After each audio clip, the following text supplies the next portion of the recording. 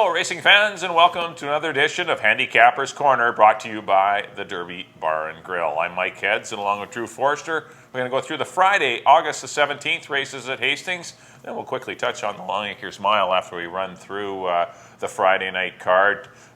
Unusual to have two stakes races on the Friday night. On a Friday night card, yeah, of course, with the P&E here, we're running Wednesdays and Fridays during the balance of the P&E fair. So these stakes got carded on the Friday night, which Friday nights are always great. I love Friday nights at Hastings, especially with the warm weather. Beautiful backdrop, the sun going down. I know a lot of people love to get out to the races. And this week, a lot of times on the Fridays, the card isn't spectacular. It's a little 3.5-ish. Yeah, it can be a little 3.5, 3,000-ish. But this week with two stakes on tap, a lot of good races. So if you're going to go out for Friday night racing at Hastings, this would be the one to get to. Yeah, it's the final one of the year as well. It's the final 7:15 post. And as Drew mentioned, two great stakes races. You know, it's your last chance to get a look at the BC Derby candidates and the BC Oaks candidates. Yeah. This is their final prep here at Hastings before those rich races to be run in September the 9th. So think about 3 weeks before those big events. And I know a lot of the horses tonight will want to stamp themselves as contenders for those big races. So let's get into the action. We'll start with the Friday night opener. We got a field of $5,000 claimers going 6.5 furlongs. Got 7 to hit starter Joe Gray, and I didn't see a ton of speed in here. I was just thinking the same thing. I'm looking at the last races that Monster in the Closet and Arkhill and them ran, and there's like 21 splits. I don't think you're going to get that in here. No, I think I'm going to go to Woomboom Express. I think he's going to maybe be able to repeat. He finally got his picture taken after a long time in between drinks for him. Yeah. But he looked good that day. He finished strong. At times a little tainted. The track was really fast, 16 and change. But still, I think he's good enough. If Emancipated doesn't really run him into the ground, then I think Woomboom Express will get the money, and I think Emancipated will likely run second. If the race sets up like I think it will, 4 and 7, setting the pace and not killing each other off, then I think they could form the exactor, and one of them will win it, Emancipated or Woomboom Express. So I don't think they'll invite the closers into the race. I did pick the 5 Arkhill for third, but I think he's going to need those two to hook up. But I like Woomboom Express to get back in the winner's circle, and I put Emancipated, the shipper for Robbie Bays, in for second, and as I mentioned, Arkhill for third. I put Arkhill on top. Just because of the back class. He's been knocking on the door. He's a nice horse. Yeah, he ran into Mr. Cooper, ran a big race that day, and Swiss Arrogant. But as we mentioned, these are races with fast times, but the back class gets me. I think Woomboom Express and Swangs are actually, Swangs could be another one that's part of the pace scenario. That race 3 back where he beat Dictatorship, they battled the whole way. Right. It was a really good race, I thought, out of Swangs in that race. So I look for maybe a similar kind of race. If he can get the better Woomboom in that duo, I don't know if he can still hold off Arkhill because they're going to have to go, and maybe we'll set up enough pace for Arkhill. So I went Arkhill on top, Swangs in second, and the 4-horse Woomboom Express in third. It was 5, 3, and 4 for me. And on to the second, 2-year-olds, Maiden 10, going about 6 furlongs. And this is an interesting race. There's a few ways to look at this. I kept batting around a few different horses. I landed on the 6 Uniqua. Yeah. Steve Henson ran her for Maiden 20. I should say. It's a mixed bag in here, boys and girls. Ran her for Maiden 20. I like that race with Little Miss Bean. Came back ran strong in the stake race. Take a back road. Now off that was a really strong 20, but even off that, running a 5th in there, it drops to the $10,000 level. So I like Uniqua. The second spot, I put maybe your likely favorite, Allison's Tiger 2, who was knocking on the door for 22 stars back to Take a Back Road, and Gambino, another really strong 20. Dropped in for 10 last time. Had a lot of trouble at the start, hopped to the start, clipped heels, just a huge trouble. Just a mess. So I have him in second spot, and then the third spot I put the 2-horse I Told Frank, one that's been steadily improving, was beaten 16, 17 lengths his first 2 starts, but ran a good race behind in that same race as Allison Tiger 2 last time, only get beat 6 lengths. So I Told Frank's going the right way, so I put him in for third. Yeah, he's going 5th. your dad's telling Frank the 5th, 4th. I mean, it's getting closer. Yeah, exactly. Maybe 3rd or 2nd now. He's getting closer. Getting to figure it out. I've gone to the horse that you mentioned with a lot of trouble last time, the 7-horse Allison's Tiger, too. Yeah. I think this horse will be the speed of the race. I don't see a ton of speed in here at all. I think if this horse breaks a little bit better, it doesn't get bounced around. And I know he did a lot of his own. Everything's better than the last time. No, I know. Everything went wrong. And he was a lot of his own problems. But as long as he's a little more professional. You go 2 starts back on Canada Day when he left there in 22-1, chasing Take a Back Road. I mean, that kind of speed will get him in the lead in here, and I think he'll be dangerous from there. Amadeo Perez will once again re-ride for Jody Rawson. And to put your Uniqua, the filly, in for second, I agree for all the same reasons. Good work since the last race. That was a tough heat. She was in, and I like the Rosbergs. They've been nice horses. Yeah, they are. The mare Anabatic is a half to Kid Catabatic, a former Longacres Mile winner. You know, it's kind of ironic that Longacres Mile week. But definitely Uniqua. And I put the 1, Allie's Bobcat, in for third. Pretty impressed with a couple of the runs. They thought enough of her to run in the Boulevard Casino, and then ran for 40 grand.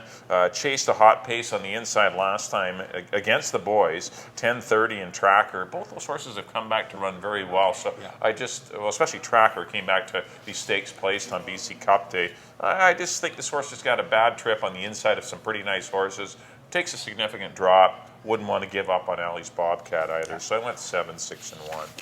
Okay, in the third race, the Richmond Derby Trial. First of 2 stakes races on the card. We also have a marathon race tonight. But we do have 2 scratches in here, 2 significant scratches. The 1 Stratify and the 1X 3-point play are both out. So scratch the 1 Stratify and the 1X 3-point play. So the 1A double it, he's on his own. He's got to go it alone. I've gone to the 4 High End Man. I'm going to cross my fingers and hope that he doesn't bounce off of a very tough and hard race on BC Cup Day, which was only 11 days ago. He chased some absolutely silly fractions, 22-2, 45-4, 111, and then this horse was fighting for second against Wildcat. Couldn't hold off Wildcat, but still ran a huge race behind Taylor Steele. Of course, is opted to skip this race and just go right into the BC Derby. But High End Man looks on paper, if this horse is not exhausted after that race, he wins tonight. I put the 3 Wildcat in for second, took advantage of the fast fractions, ran on. He's been a great claim.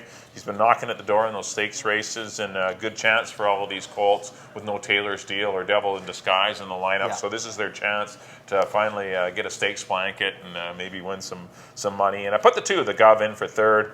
A little concerned about him coming back in just 11 days. You know, I'm concerned about everyone coming back so quick, but he's coming back from Manitoba after a subpar effort. That's a long ship from Winnipeg. There's no planes that fly you back. That's a van ride. Do they have an airport there? That's a long van ride through Saskatchewan, Alberta, BC.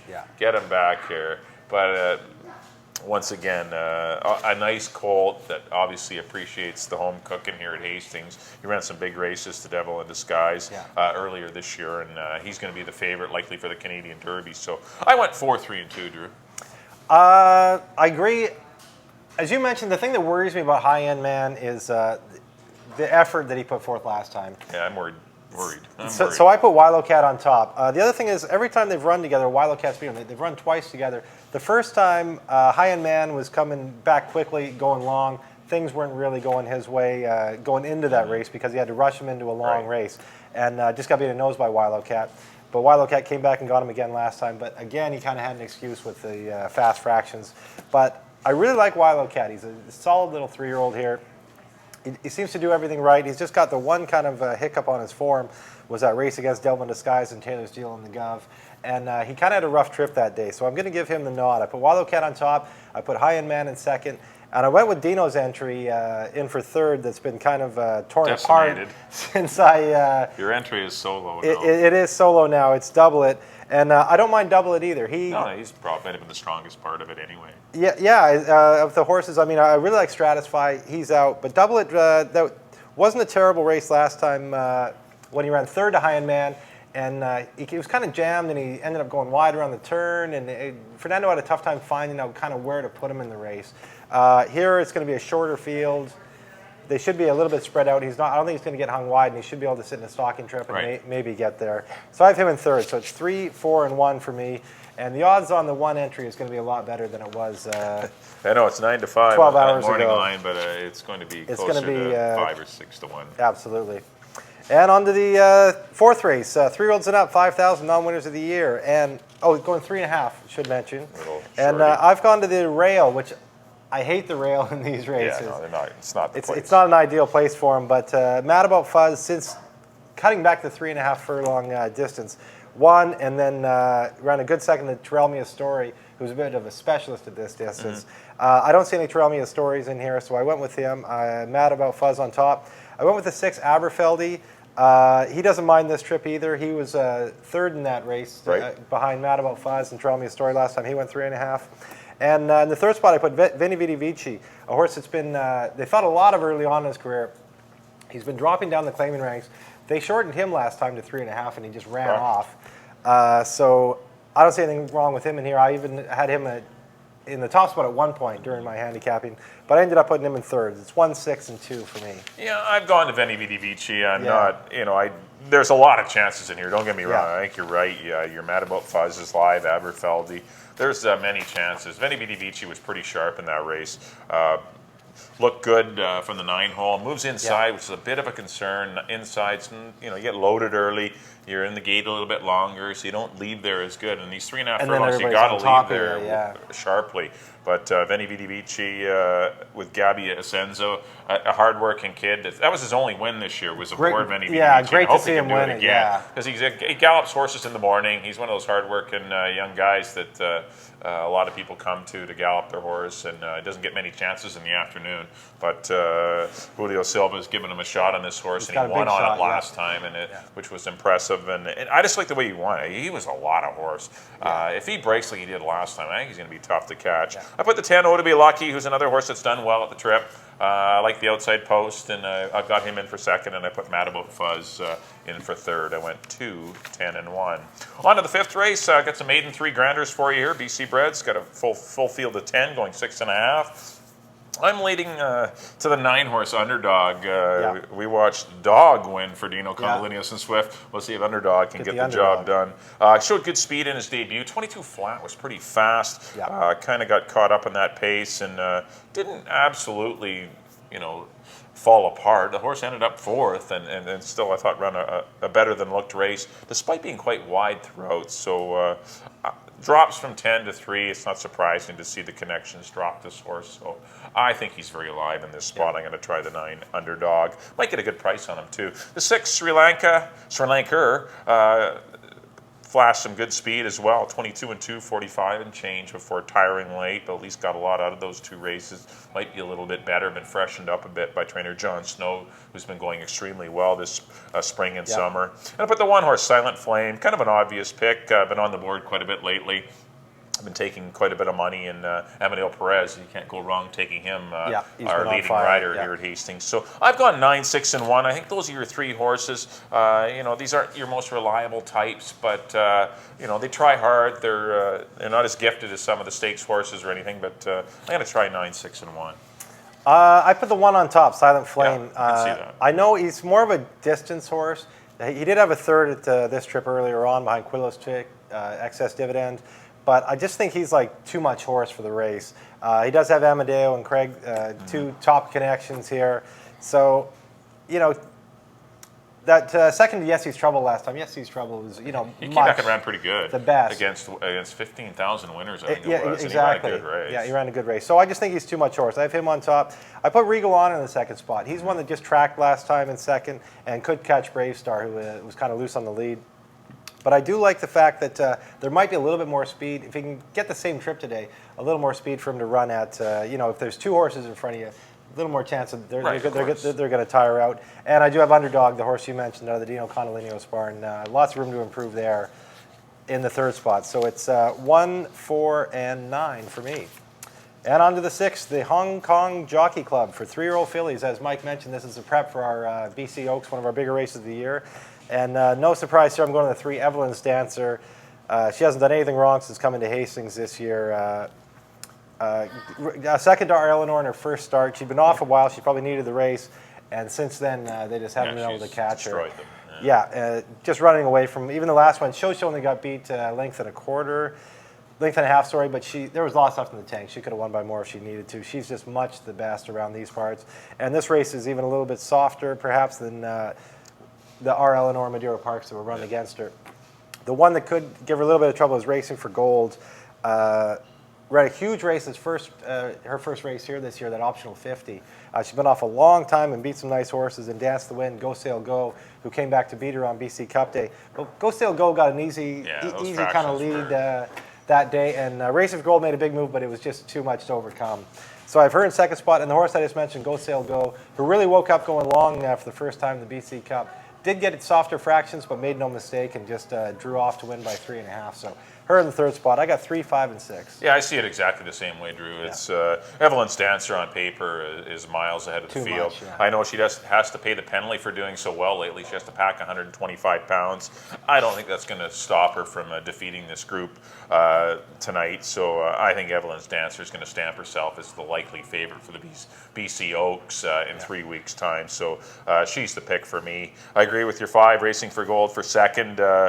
Was really compromised by the pace flow last time. There was none. Yeah. Go Sail Go got an easy lead.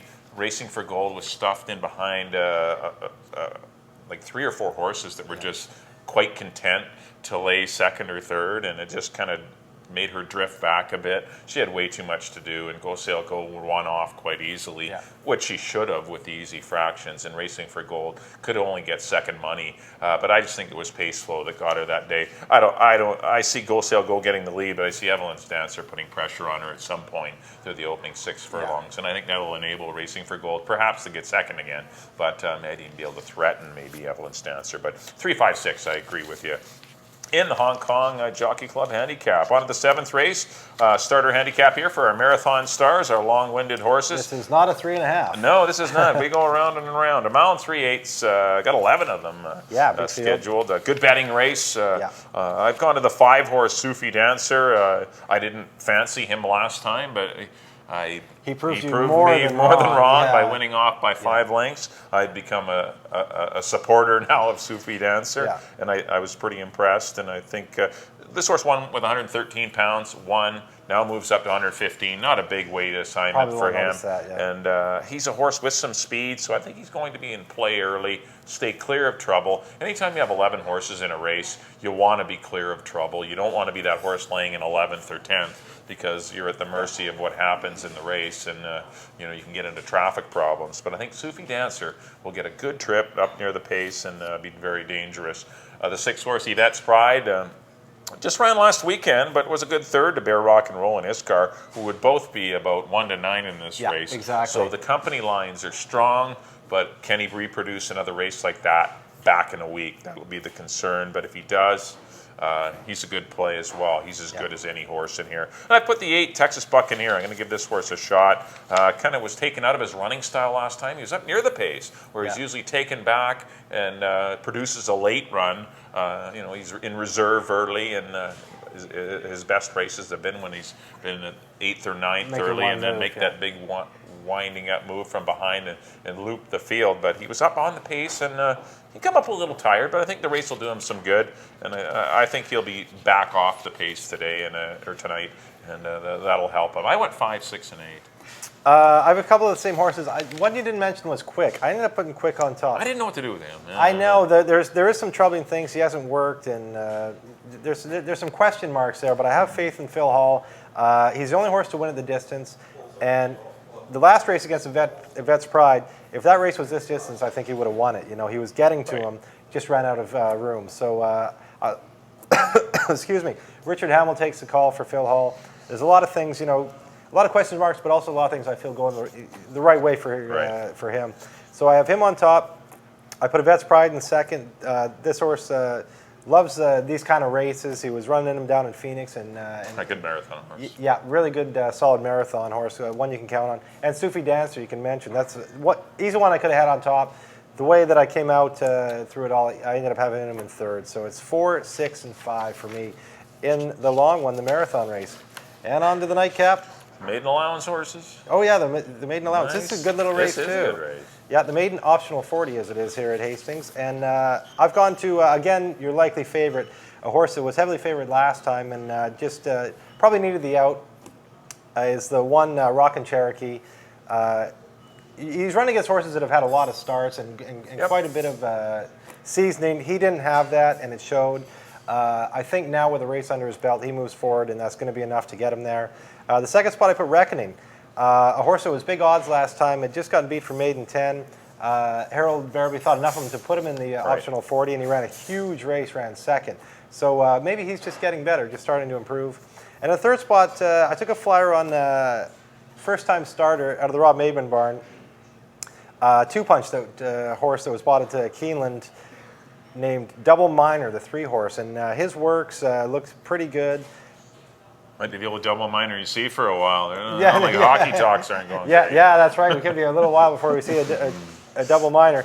But just there's a lot of these horses in here that you can make a case for, but they've had a lot of races. You know, like Green Dude. 13 starts and still a maiden. So I'm going to take a horse that's making his first start that's a little bit fresher and maybe can show something. Yep. So I have him in third. So I have 1-4-3. It's always good to go with strangers in these kind of races. Yeah. The horses that have run 8-10 times and still haven't broken their maidens are a little, and they keep running second, third, and fourth. They're a little dangerous to follow. You know, sometimes it's better to go with the fresh horses, something new. And I know everyone went with the 1-horse Rockin' Cherokee last time, and he was well met. He ran a great race. He just wasn't ready to go 21-3, 45 and change and keep going. And that's and if the race really didn't exhaust him too much, then I think he's going to win tonight.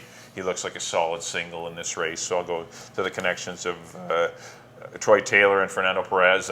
Looks solid in here, so I got to key him. I put the 5 Green Dude. I know he's one of the horses I say to stay away from, but he's a horse but he that does always pick up encounter the some pieces, trouble last time and would have been second or third with a better run. And I put the 6 El Capone. He was freshened up a bit 2 starts back, and his last 2 runs haven't been that bad. He just had a bit of a wide trip last time, and I think he'll do better. He looks good on the track. I saw him out there this morning with Tanya. He looks good too. So he's a smart-looking colt, El Corridor. He's got a little bit of white on him, and I know he's a nice little bit of chrome. Yeah, but I Rockin' Cherokee's your horse here, so I went 1, 5, and 6. Well, that'll do it for our analysis of the Friday night program here at Hastings Racecourse, brought to you by the Derby Bar and Grill. We'll quickly touch up on our picks. We'll give you a brief recap before we head into the Long Acres Mile. We'll have after we show the slate of our selections, we'll give you a little synopsis on the Long Acres Mile that we run this Sunday with some local hopes in it. So let's go to my selections. You should be up here first. There we are. There you are. There's Mike's picks. Back in race number 1, I went to the 4-horse Woomboom Express. I went 4, 7, and 5. In the second race, number 7, Allison's Tiger 2. I went 7, 6, and 1. In the third race, the Derby Trial, which should be a very exciting event, always is. Big outcome on what perhaps may happen in 3 weeks' time in the rich BC Derby. I went to the 4, High End Man. I went 4, 3, and 2. In the fourth race, I went to the 2, Veni Vidi Vici. Went 2, 10, and 1. Race number 5, went to the 9, Underdog. I don't think he'll be much of an underdog. He'll likely be the favorite, but I went 9, 6, and 1. In the 6th race, I went to the 3, Evelyn's Dancer. She will be the standout favorite and should prove herself very tough in 3 weeks' time in the BC Oaks. Went 3, 5, and 6. Race number 7, I went to the 5, Sufi Dancer, 5, 6, and 8. And the 8th and final, the favored number 1, Rockin' Cherokee. I went 1, 5, and 6. And on to my picks. There we go. In the first, I went with the 5, Arkell over the 3 and the 4. In the second race, I went with the 6, Uniqua over the 7 and 2. On to the third, the Derby Trial, as Mike mentioned. I went with the 3, Wilo Cat over High End Man, and the entry, one entry which is down to 1 horse now, Double It. In the fourth race, I went to the 1, Mad About Fuzz over the 6 and 2. In the fifth, number 1, Silent Flame over the 4 and 9. In the 6th race, I'm with Mike. I don't think you can beat her. Number 3, Evelyn's Dancer over the 5 and 6. In the 7th, I went with the old specialist in the route race, number 4, Quick, with the 6 and 5. And then the last, again, I agree with Mike. I think Rockin' Cherokee, the 1 horse will be too much with the 4 and the 3. Well, this Sunday at Emerald Downs is a huge day, always their Long Acres Mile Day. It's one of the premier events in the Northwest. It's the $200,000 Long Acres Mile. It is their 77th renewal, and Drew and I are going to briefly go through the race. There's a field of 11 to go postward. We have 3 local hopes in here with the 10 Taylor Set and the 11 St. Liam's Halo, as well as the 7 horse Jump Up and Kiss Me. So BC breds or BC owned horses are going to try and win the $200,000 Long Acres Mile. Everyone kind of aspires to do it. They go out and buy horses to win it. Very similar to the BC Derby. Yeah. Everyone wants to win that particular race. It's come up, I think, pretty tough. Yeah. With the one horse Gladding in here coming up from California, he's a neat horse. He just finished winning the Alamedan at Pleasanton. But prior to that, he'd run in the Santa Anita Handicap. That was his first race of the year. He'd run in the Santa Anita Handicap. He got caught up in a 44 and change opening half, 44 and 2, 109. Of course, first run in 4 and 5 months, you're going to get gassed. Then he came back around second in the Santana Mile to Canonize, who's a really nice horse in the Ron Ellis barn, and then was asked to run in the Grade 2 Mervyn Leroy. This horse has got solid credentials, and he'll likely be one of the favorites, the one-horse Gladding with Juan Hernandez to ride. The 3-horse Awesome Gem won the race last year, winner, coming from well off the pace. He's been keeping good company as a 9-year-old this year. He just finished running third in the Cornhusker. That's not a bad third. The winner, Fort Larned, that beat him that day, came back to win the Grade 1 Whitney at Saratoga. And Successful Dan, he's a horse that's won a Grade 1 and was disqualified. That Cornhusker handicap at Prairie Meadows come up extremely tough. And he, of course, is 2 for 2 this year at Golden Gate. He got one via disqualification against Positive Response, but he's a quality horse as well. And you've always got the Dangerous Winning Machine. Those local horses at Emerald are very strong. He is a bit of a winning machine, 9 out of 30, yeah. He loves Emerald Downs. Yeah. And, of course, he was here. He was at Hastings last year running third. Actually, he was a BC Derby winner. Yeah. He won the BC Derby 2 years back, or 3 years back, and he, of course, was third in the Premiers last year. So he's very familiar to folks here at Hastings. Assessment was a former Long Acres Mile winner. Yeah. But I'm going to go to the 10 Taylor said. I'm going to hope the Local Hope can win it. He's just been crushing his horse. I couldn't see this happening, like this horse running on and being so productive. He's a cool We thought all along, that he was more of a sprinter, but he's proven that that's not necessarily the case. The other day was a breeze for him with 128 pounds. Yeah, he loses 6 pounds. Loses 6 pounds. He's the only horse coming in losing that kind of weight in a race. But I think Mario could probably get him into a good spot. I'm hoping he can get him into a good spot. It looks like Gladding's going to go, the 1-horse. The 4-horse Winning Machine's going to go. Perhaps the 6 Assessment, and maybe even Russell Bayes on Bail Out the Minister. Of course, you got the winningest rider of all time, as usual, up to his home state of Washington, Russell Bayes, that come up for the mile. But hopefully Taylor said doesn't get hung out too wide in this race, and I'm going to call for him to win it. I put the 1 Gladding in for second. I think he's going to be dangerous from the rail. Even if he has to go a little fast, he's proven he can do it. A mile might be a perfect trip for him. And hard to go against the classy 9-year-old Awesome Gem who won the race last year. I'm going to put him in for third. I left the 11 St. Liam's Halo out. He was a troubled runner-up to the 5 Hudson Landing, who won the Mount Rainier 3 weeks ago. But one more jump and he wins. He was in trouble. He's better than Hudson Landing. So definitely, if you're between the 5 and the 11 on who to put in your supers or something, put in St. Liam's Halo with Leslie Mawing. And we should mention that Fernando Perez isn't down there riding. He doesn't have a U.S. visa to be able to ride in Washington State. That's the only reason Fernando isn't down there. And that's Otherwise, why he would be on Taylor He'd be on Taylor said, and Mario would probably. Yeah, he's had a lot of success on him this year, 4 for 4. But I went 10, 1, and 3. Very good Long Acres Mile. It goes about 5:30 on the Sunday night. Yeah, and get out there, as Mike mentioned, a lot of local horses, local interest too to watch as he mentioned, Winning Machine, our BC Derby winner. Jump Up and Kiss Me, owned by a good friend of the show, Wayne Oliver, and Gordon Christoph, and that the Bazran brothers. Great bunch. They are great. They're great for racing. The boys. They're always friendly on the front side, and they're eager in the paddock. And it'd be neat to see if Marlo Dunn in her first Long Acres Mile ride could possibly hit the board. Yeah, by far the biggest race in Marlo's career. Great to see her get to retain the mount, I should say, on this horse, and good luck to her on there. I agree with you. I went with Taylor said because the way, as you mentioned, I just see a lot of speed. The mile generally, historically has been awfully speedy. The track is always, pretty hard and fast down there. Yeah. They always set good fractions. So I see, obviously, Gladding, he's in the 1. He is a speed horse, and he has to go. He's got to go. There's no. That's his only game. Your options are limited. So he's got to go. As you mentioned, Winning Machine, Assessment. A few of those might go too, and I think Mario can just tuck him in right. in a nice spot and kind of wait. He's shown that that's been kind of been his running style this year. Just got to sit and wait, and he's got a really good turn of foot. If he can turn that on, maybe just turn him for home down the lane. I think he'll be tough to hold off. I have Gladding, like you. I have Gladding in second. He could get pressured a lot, but I think he's going to put away a lot of these horses, right? These horses that try and go with him, I don't think can stay with him, but will soften him up for Taylor said. And Awesome Gem, a horse that's more than likely to win it. The horse that won it last year.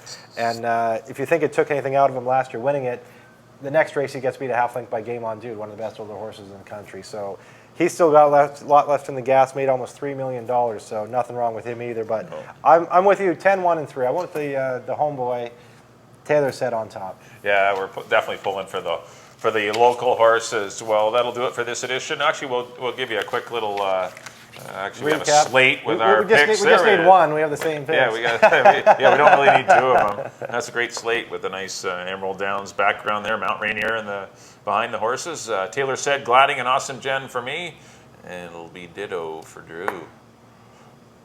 When mine come, yep. 10, 1, and 3. Same 3, 10, 1, and 3. Once again, the race goes about 5:30 Sunday evening or late Sunday afternoon. It's a great card at Emerald Downs as well. There's other stakes races on the program, so do come on out and you can bet it right here at the Derby Bar and Grill. You can go to Hastings or Fraser Downs and watch some great simulcasting. But Emerald Downs, big afternoon. If you're going to go down to Emerald Downs one day of the year, this is the one to go. This is the big party. But like Mike said, if you're not going to go down, the Derby Bar and Grill's a great place to watch. I'm sure we always get a full house in here for it, as well as Hastings or your other TBC outlets. So our next live card will be next Wednesday after this Friday at 7:15. We're going to the Wednesday-Friday programs. There are 320 posts. That'll be August 22nd, August 24th, August 29th, and August 31st. Those are the next Wednesdays and Fridays. All 4 of those days during the Peony. The first race goes at 3:20, and of course we conclude the Peony with our Labor Day program with the usual afternoon time of 1:50. But should be a lot of fun throughout the Peony. Hopefully everyone makes their way down to Hastings Racecourse. But our final Friday night live card this Friday. Tonight, 7:15, but a great card it is. So don't forget to come on out on the final Friday night live card of the season, as well as check out the Long Acres Mile. And on Wednesday, we'll have our podcast here. Our internet show will be up on the Wednesday before the races for sure, so be sure to check that out. Once again, thanks everyone for tuning in here to Handicappers Corner. I look forward to seeing you for the Wednesday program. Good luck on your wagers, and we'll see you next time here on Handicappers Corner at the Derby Bar and Grill. The morning line, the guy's got him figured at 5 to 9. So make it F10, he wins it by a half. According to this here in the telegram. F10, I got the horse, right.